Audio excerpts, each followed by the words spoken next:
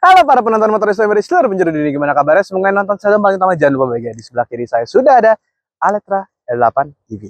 Kita akan bahas tipis-tipis gimana kerennya mobil Aletra L8 ini. So, ikutin dulu videonya. Ha!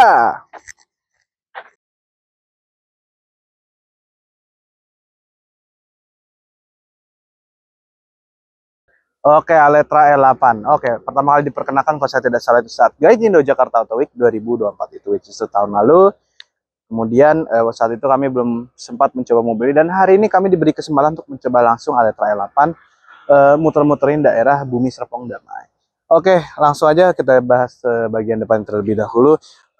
Bagian depannya nih, kalau jujur ya saya dibandingkan kompetitornya sih lebih suka ini. Kenapa? Karena desainnya itu jauh lebih seperti mobil listrik. Kalau kita melihat desainnya M6, dia itu kayak bukan kayaknya atau memang mobil konversi dari internal combustion engine ke mobil EV. Tapi kalau kita melihat desain ini benar-benar kayak mobil yang EV sekali desainnya, no apa nggak ada grill-grill, jadi di sini sangat flat ya, dan tentunya di sini ada buat pengecasan, dan tentunya pengecasan sendiri juga sudah bisa CCS tuh, bisa fast charging juga pokoknya.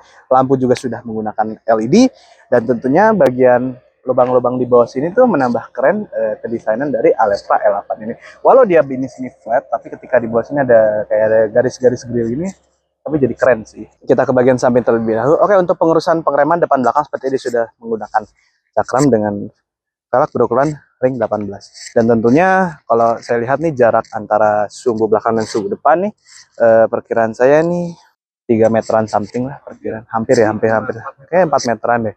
Tapi desainnya dia ini menurut saya lebih keren ya. Mungkin kalau kita bisa mengikuti garis dari sini, naik sampai ke sini lebih dinamis dan tidak seperti BYD M6. Saya jujur lebih suka ini. Oke, terutama seperti ini ada roof rail nih ya. Ini roof rail juga, mobil ini bisa dipasangkan roof rack misalkan teman-teman mau berpergian jarak jauh, misalkan mau mudik, ini bisa banget pakai mobil ini. Ada logo Geely, lampu juga sudah LED. Ya, lampu dari Geely ya. Tentunya saat masih bagian samping, jendela sini juga cukup besar, jadi sehingga yang di dalam ini juga bisa melihat keluar. Dan bagian belakangnya juga ada antena shark fin. Sorry kalau mobilnya agak kotor ya. Dan ini belakangnya sih seperti mobil internal combustion engine, tapi kalau lama-lama lihat sih masih keren juga. Dan tentu ada grill di sini nih, grillnya, dan ada mata kucing, lampu juga. Dan bagasinya seperti apa kita akan lihat.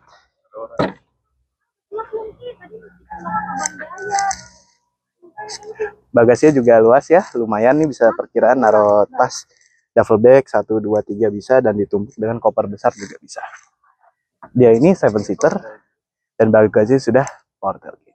Oke, bagian dalam Aletra L8 sebetulnya saya suka sih, lebih suka interior ini daripada BYD M6 ya kalau saya. Bisa mungkin yang dari simple terlebih dahulu, bisa lihat di speedometernya nih, kalau kita ini digital ya, yoi EV banget lah pokoknya lah. Kemudian untuk urusan audio seperti biasanya ada di sebelah kanan segala macamnya, dan untuk cruise control segala macam itu ada di sebelah kiri. Dan tentunya dia juga sudah ada panoramic sunroof ya. Ini sangat penting sekali, karena dengan ada panoramic sunroof itu semakin menunjukkan, wah mobil saya ini mahal, saya ini orang ada, saya ini orang mapan ya, bukan MAP-an, mapan. Oke, head unitnya juga minimalis, dia tidak besar-besar amat, tapi informasinya kita ketika lagi berkendara ini kita masih bisa membaca dengan jelas, walau dia belum driver oriented, tadi oke. Tentunya dia juga sudah support Android Auto dan Apple CarPlay.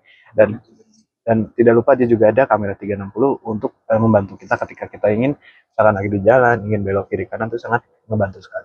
Dan spionnya kalau kita lihat nih dari sisi pengemudi, itu dia cukup lebar bagi saya, nggak kecil ya kayak yang EV lainnya. Dan AC-nya untungnya tombolnya masih fisik, alhamdulillah, which is good. Dan AC-nya juga dual zone. Dan untuk kualitas interior, kulit-kulitnya juga kulit walau agak kelas dikit, oke. Jadi memberikan kesan mewah, ditambah dengan adanya putih-putih di sini nih, ini jadi menambahkan kesan yang benar-benar mewah. Dan tidak lupa bagi Anda yang mau ngecas, ini sudah ada wireless quick charge. Dan mode berkendara ini juga ada 2, Eco dan Sport. Ada 3 sih, satu lagi sih reverse.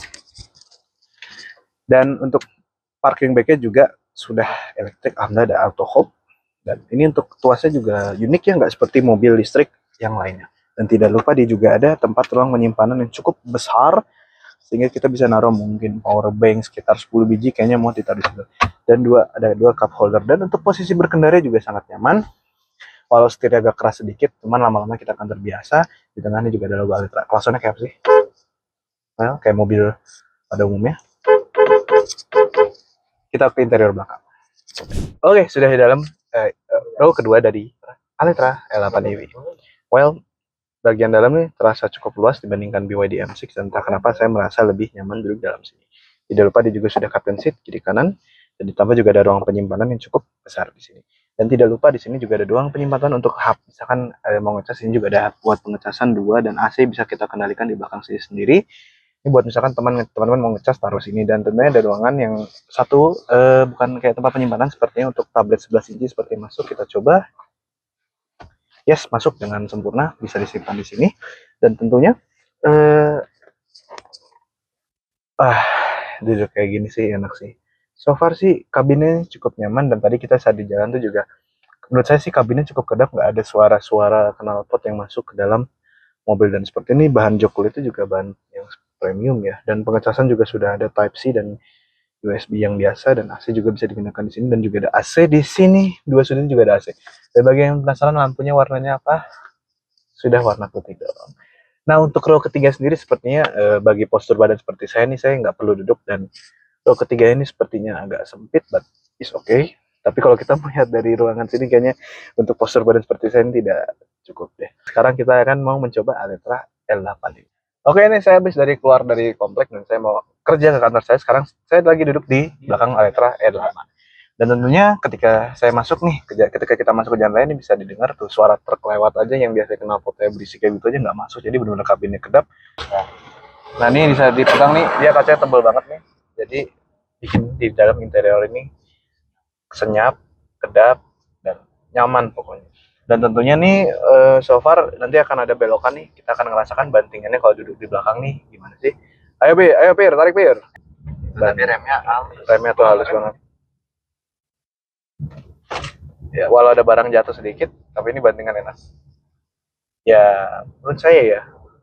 Sepertinya mobil ya Alitra ini kayak mobil yang menurut saya pribadi sih ya, bagi teman-teman yang ngerasa nih, wah kalau saya beli yang brand yang sono nih udah keramaian dari mana-mana banyak, teman-teman bisa mempertimbangkan beli mobil Alitra L8 ini. Bisa dilihat kabin interiornya nih, bagian dalamnya. Itu tadi suspensinya juga goyang-goyang dikit, itu enak. Ya, jadi ini cocok buat Anda yang orang yang family man sekali, keluarga cemara sekali, sayang istri dan anak, mobil ini layak dipertimbangkan. Dan tidak lupa mobil ini juga sudah CKD Indonesia. Jadi mungkin teman-teman yang ngerasa wah pakai BYD M6 ini udah kayak keramaian di jalan nih, ya teman-teman mau nyoba Alitra bisa aja langsung mampir di boothnya di Gias 2025. Ada Oppo. Dan tentunya teman-teman bisa test drive juga di Alitra L8 dan rasakan kekedapan kabinnya. Dan bagi saya pribadi, kekedapan kabin ini juga bisa menjadi nilai plus. Bagi saya bukan nilai plus doang nih, oke banget, karena kadang kalau kita pakai naik mobil nih kabinnya nggak kedap, ada suara rang rong gitu, kayak ganggu banget sih asli dah. Dan tentunya nih tadi nih ada beberapa motor yang knalpotnya zulumat nih ya, nauzubillah min dzalik, suaranya tuh nggak begitu masuk ke dalam, dan ini menjadi benar-benar nilai plus banget. Dan untuk rasa berkendaranya, habisnya akan saya coba. Resmi dijual di Gias 2025. MPV listrik 7-seater ini langsung bersaing dengan BYD M6 dalam perebutan tahta EV keluarga di Indonesia. Ditenagai baterai 64,74 kWh, Alitra L8 menghasilkan tenaga sebesar 160 horsepower dan torsi 240 Nm. Nah, jarak tempuhnya diklaim mencapai 540 km berdasarkan metode pengujian CLTC. Meski bukan yang paling bertenaga, performa dinilai cukup untuk kebutuhan keluarga. Interior tersedia dalam 2 opsi, Captain Seat dan Non-Captain Seat. Versi Non-Captain Seat diklaim mampu menampung hingga 8 penumpang. Alitra L8 juga dibekali fitur V2L seperti kebanyakan EV modern saat ini. Selama Gias 2025, Alitra L8 dibanderol mulai dari 468 juta. Tambahan 25 juta memungkinkan konsumen mendapatkan paket body kit Aeroline yang membuat tampilannya lebih sporty. Oke, sekarang kita lagi mengendarai Alitra L8 mengelilingi Bumi Serpong Damai karena saya cinta damai. Jadi kita harus santun dan beradab di jalan raya. Padahal emang lagi Gias aja di BSD kan? Iya sih. Dan tadi saya sempat menyinggung pada bagian speedometer ya di saat starting tadi. bagi saya ini speedometernya dia ini ada warna-warna biru ini nih mode eco, jadi kayak jadi keren gitu aja kan warna biru gitu Jadi, karena tadi kan gue udah nyoba, lu udah nyoba. Jadi ada dua mode bermerah kan, Eco Iya, sama sama Sport. Sport. Cuma dua aja. iya. Jadi Nah, kalau iya, Sport warna merah, iya, kalau iya. Eco warnanya biasanya Eco warnanya hijau, Iya, ini iya. biru. Nah, Nah, kita coba bandingkan ya. subhanallah. Awas itu ibu-ibu. Ada ibu-ibu. Enak loh. Lahap tikungan. Yoi, enak loh ini. Dia- Lahap tikungan enak loh. Untuk ukuran MPV ya. Yoi, enak loh ini tuh MPV bisa Body roll limbung masih ada jelas. karena nggak terasa yang Tapi nggak gimana-gimana. gimana. Yang di belakang sih sebenarnya. Yang di belakang paling berasa sih. Paling berasa di belakang sih.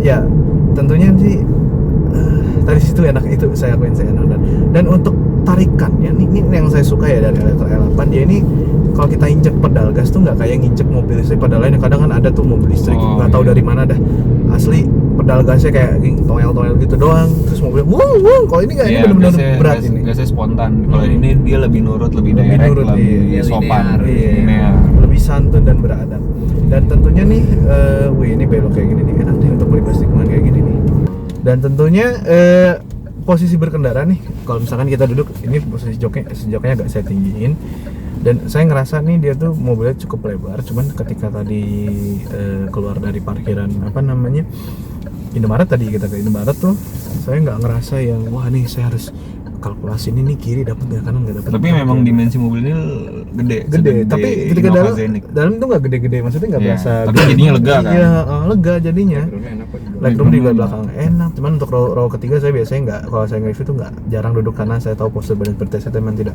cocok Tapi untuk kalau row row belakang biasanya buat ini ya. Nah, dipakai setahun setahun sekali. sekali pas Idul Fitri atau Idul Adha Dan itu anak-anak.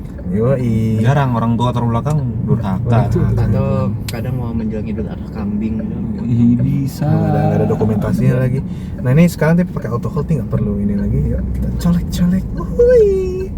Ya sebetulnya sih ini mobil keluarga kan ya jadi kayak Jadi tidak butuh akselerasi yang gimana.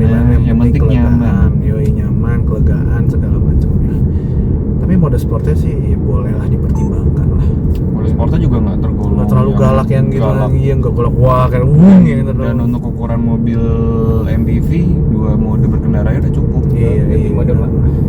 Dan tadi kalau lu sempat lihat dia ada port chargingnya di tengah kayak Omo. oh iya port chargingnya di bagian Port chargingnya di tengah kayak Omo, jadi nggak di belakang. Jadi Iya, dia iya. kalau ngecas parkirnya maju. nggak perlu repot-repot kita Iya. kayak buat dibalapin sama mobil Civic kayaknya boleh nih mobil nih nggak bisa nih Tapi kalau tadi gue udah nyoba, tenaganya itu dia keluar di tengah. iya Untuk di bawah dia nggak begitu, torsinya nggak begitu berasa. ya ini udah Tapi berasa nih pas lu udah ngebut di kecepatan 60 dia baru berasa, tapi dia dari 0 ke 100 nya dia agak butuh waktu. iya betul bukan Iya. langsung sut. ya kan juga bukan mobil untuk Iya. ugal-ugal Dan dia ada dua lu tadi sempat ngomong kursi belakang, tadi gue mau nambahin.